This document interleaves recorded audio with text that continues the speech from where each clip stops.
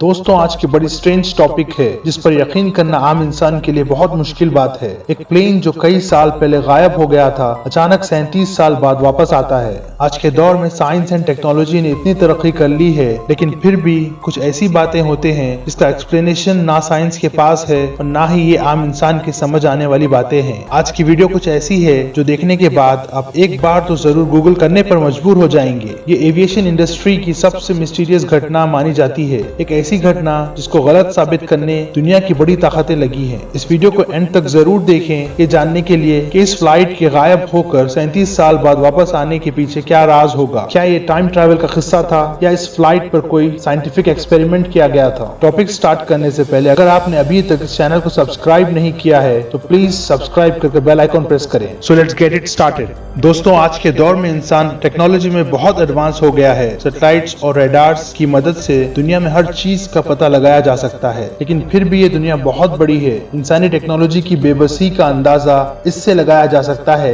कि समंदर जो 70% अर्थ कवर किया हुआ है, इंसान इतनी टेक्नोलॉजी के बावजूद आज तक सिर्फ 5% ओशन फ्लोर एक्सप्लोर कर पाया है। समंदर की गहराई में आज भी बहुत कुछ मिस्टीरियस छुपा हुआ है। दुनिया में कई मिस्टीरियस घटनाएं घटे हैं, जिनमें से एक 1992 में साउथ अमेरिका के ऑयल रिच कंट्री वेनेजुएला के कराकस एयरपोर्ट पर पेश आई, जब एक पैन एम की फ्लाइट कराकस एयरपोर्ट के लिमिट्स में दिखाई दी और वो फ्लाइट एयरपोर्ट की तरफ तेजी से बढ़ती जा रही थी। एयर ट्रैफिक कंट्रोल के लोग ये देखकर हैरान रह गए कि ये फ्लाइट एयरपोर्ट के रडार्स में डिटेक्ट नहीं हो रही थी। उसका रीजन ये था कि ये एक आउटडेटेड DC-4 एयरक्राफ्ट था जिसकी मैन्युफैक्चरिंग कई साल पहले रोक दी गई थी। यूजुअली जब कोई फ्लाइट रडार की रेंज में आती है तो उससे रिलेटेड सारी इंफॉर्मेशन ट्रैफिक कंट्रोलर को मिल जाती है, लेकिन इस मिस्टीरियस फ्लाइट से रिलेटेड कुछ खबर नहीं, मानो जैसा कि ये कोई घोस्ट फ्लाइट हो।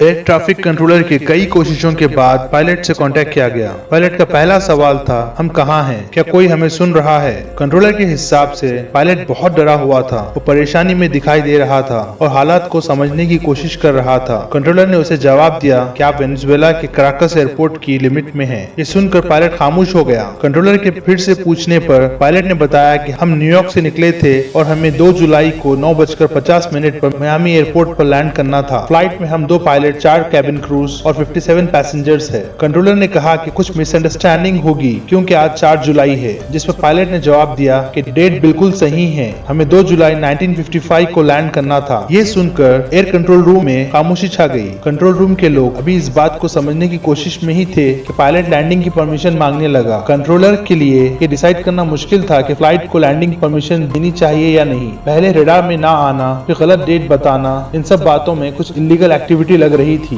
कुछ देर के डिले के बाद ATC ने फ्लाइट को लैंडिंग की परमिशन दे दी और पायलट को बताया कि आज 4 जुलाई 1992 है और आप साउथ अमेरिका में वेनेजुएला के एयरपोर्ट पर लैंड कर रहे हैं। ये सुनकर पायलट हैरान रह गया और परेशानी की आवाज में कहा, ओ माय गॉड, ये क्या हो रहा है। पायलट के पास कहने के लिए कुछ अल्फाज नहीं थे। ये अभी भी इन हालात को समझने की कोशिश कर रहा था। उसी दौरान पायलट ने एयरपोर्ट पर लैंड किया और वो अपने को पायलट से डिस्कस करने लगा, जिम्मी ये सब क्या हो रहा है, कुछ बहुत गलत घटना घटी है। हमारी जर्नी 37 साल की कैसी हो सकती है। न्यूयॉर्क से निकलने के बाद हम तो जमीन पर कहीं लैंड नहीं किए। ये सब सुनकर ATC ने पायलट को शांत कराने के लिए कहा कि आप परेशान मत हो, आपको हर तरह से हम मदद करने तैयार है। इसके जवाब में पायलट ने कहा कि मुझे किसी की मदद नहीं चाहिए। तभी ग्राउंड क्रू इस प्लेन की तरफ जाने लगता है, लेकिन पायलट चीख कर कहता है कि हमारे करीब मत आना, कुछ गलत हो रहा है और हम वापस जा रहे हैं। ग्राउंड क्रू के हिसाब से पायलट ने कॉकपिट के विंडो खोलकर उन्हें वापस जाने का इशारा किया। पायलट के हाथ में कोई फाइल की तरह कुछ था और ग्राउंड क्रू ने देखा पैसेंजर्स बहुत परेशानी के हाल में थे। तभी पायलट ने फ्लाइट टेक ऑफ की और बादलों में गायब हो गया। रडार में डिटेक्ट ना होने की वजह से ये कहना भी पॉसिबल नहीं कि ये फ्लाइट किस डायरेक्शन में गायब हुई। इस किस्से से हम ये भी अंदाजा लगा सकते हैं कि 2014 में मलेशियन एयरलाइंस भी कुछ इसी हालात में गायब हुई थी, जिसका आज तक कोई पता नहीं। हो सकता है वो भी कोई और डायमेंशन में लैंड हुई हो। इस किस्से में एक बहुत ही इंपॉर्टेंट सबूत पायलट रनवे पर छोड़ गया। वो 1955 का हैंड रिटन कैलेंडर था जो कॉकपिट की विंडो से पायलट के हाथों से गिर गया था। ये हैंड रिटन कैलेंडर आज भी सुरक्षित है। आगे चलकर उस फ्लाइट के बारे में कुछ पता नहीं चल सका। किसी के पास इस बात का जवाब नहीं कि ये फ्लाइट 37 साल तक कहाँ थी और कुछ वक्त वेनेजुएला के एयरपोर्ट पर गुजारने के बाद कहाँ गायब हो गई। ये बात हमेशा के लिए मिस्ट्री बनकर रह गई है। इस किस्से से रिलेटेड एक और बात काफी इंटरेस्टिंग है। ये फ्लाइट मियामी फ्लोरिडा के लिए निकली थी। इत्तेफाक से बर्मुडा ट्रायंगल भी वहीं से शुरू होता है। सो पॉसिबिलिटी है कि ये फ्लाइट बर्मुडा ट्रायंगल का ही शिकार बनी हो। इंटरनेट पर इस घटना को लेकर कई आर्टिकल्स है।